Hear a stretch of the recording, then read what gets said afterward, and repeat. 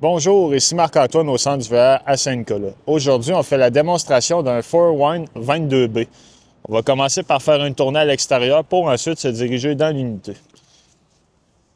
Sur l'auvent, lorsqu'on est en situation d'urgence, exemple qu'on n'a plus de courant pour le refermer, on a un capuchon qu'on peut retirer sur la tête afin de le refermer manuellement à l'aide d'un outil. On a un premier coffre de rangement qui se trouve là. Prise de courant 120 volts qui va fonctionner lorsque le motorisé est branché ou que la génératrice est en fonction. Ce qu'on voit ici, c'est la sortie pour la fournaise qui fonctionne au propane. Et derrière la trappe qu'il y a là, c'est le réfrigérateur. Celle-ci va servir à le faire ventiler. À l'arrière, on a une attache remorque de 2 pouces, donc ça pour mettre un coffre de rangement, rack à vélo ou pour atteler une remorque au besoin. On a la connexion électrique pour la remorque juste là. L'échelle pour accéder au toit, on va recommander de monter sur le toit au moins une fois aux 3 mois pour aller valider que les joints d'étanchéité sont encore bons et s'assurer que le toit n'est pas endommagé. Ce qu'on veut, c'est prévenir les infiltrations d'eau. À l'arrière, on va aussi retrouver une caméra de recul. Sous le slide-out, on a un coffre de rangement, donc on a l'éclairage qu'on peut ouvrir manuellement. En dessous, on a notre système d'égout, donc c'est l'emplacement qu'on va connecter notre tuyau pour effectuer la vidange. On a 2 valves, la grise qui va être pour l'eau des éviers et de la douche, et la valve noire pour l'eau de la toilette. Quand on effectue la vidange, on va toujours commencer par ouvrir la valve noire en premier, l'eau de la toilette. Quand c'est vide, on va se rincer avec notre eau grise. Quand tout est fait, on referme le cap et on referme nos valves. Le véhicule fonctionne à l'essence ordinaire. On a une prise coaxiale pour la télévision juste ici. Une douchette avec l'eau chaude et l'eau froide pour dehors. Ce qu'on voit là, c'est l'emplacement pour remplir notre réservoir d'eau fraîche. Donc, lorsqu'on veut fonctionner en mode autonomie, on remplit notre réservoir et en activant la pompe à eau dans l'intérieur, on va avoir de l'eau dans notre robinetterie. Le City Water Connection, c'est ici en fait qu'on va pouvoir connecter l'eau de la ville ou du camping. Le fil électrique, lui, est fixé au véhicule. Donc, pour se connecter, c'est une prise 30 ampères, 120 volts. En dessous, la génératrice, dans laquelle on a un panneau qu'on peut retirer. Ça va donner accès à notre niveau d'huile, juste ici, et à un interrupteur pour la faire fonctionner. Donc, on a le choix de la décoller soit d'ici ou de l'intérieur. Dans les deux cas, c'est la même procédure. Il faut toujours maintenir le bouton Stop Prime quelques secondes, le temps que la lumière s'allume, et ensuite Start pour la décoller.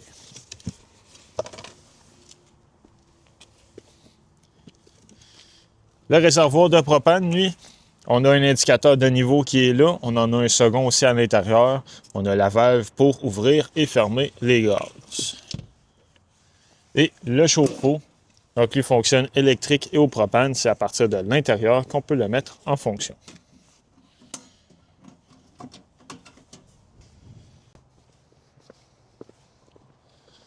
Sur le capot maintenant, on va pouvoir vérifier nos différents niveaux. Donc on a le niveau de liquide de freinage ici, servo direction, niveau de l'huile moteur et de l'huile à transmission, de refroidissement et la batterie qui se trouve ici qui va servir au démarrage du moteur. Le compartiment de la vitre, lui, se trouve complètement ici à la droite.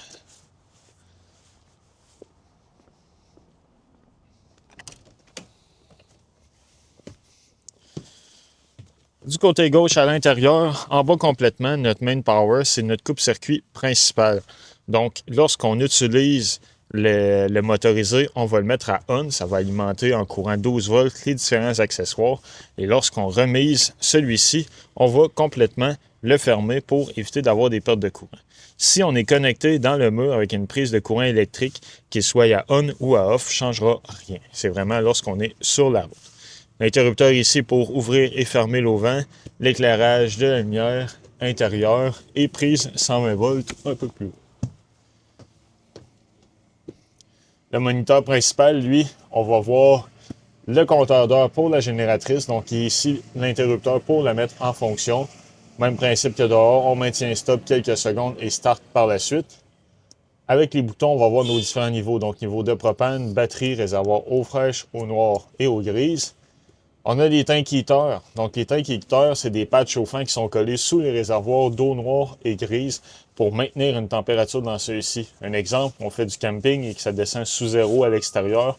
On ne veut pas que nos eaux usées gèlent, donc on va venir les mettre à 1.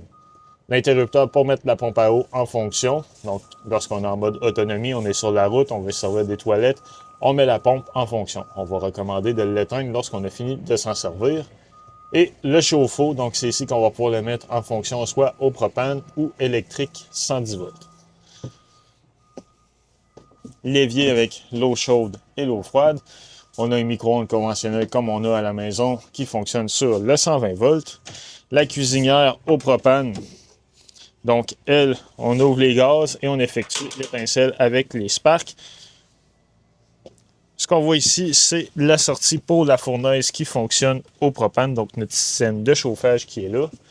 Le réfrigérateur, lui, fonctionne soit électrique ou propane. Donc, lorsqu'on le met sur le mode automatique, il va toujours prioriser le courant 120 volts. Et dès qu'on va déconnecter du mur, il va tomber automatiquement au propane. Si on veut le faire fonctionner seulement au propane, on va le mettre sur gaz. Ou l'éteindre, le mettre à off entre les deux. On peut aussi modifier l'intensité de refroidissement. Donc, on a la partie réfrigérante et le congélateur en haut. Dans la salle de bain, on a une toilette qui fonctionne au pied pour flusher, l'évier avec l'eau chaude, l'eau froide. On a une ventilation au plafond, donc on tourne la roulette pour ouvrir la trappe et l'interrupteur pour mettre le fan en fonction. Dans la douche, on a un pommeau, eau chaude, eau froide, simplement.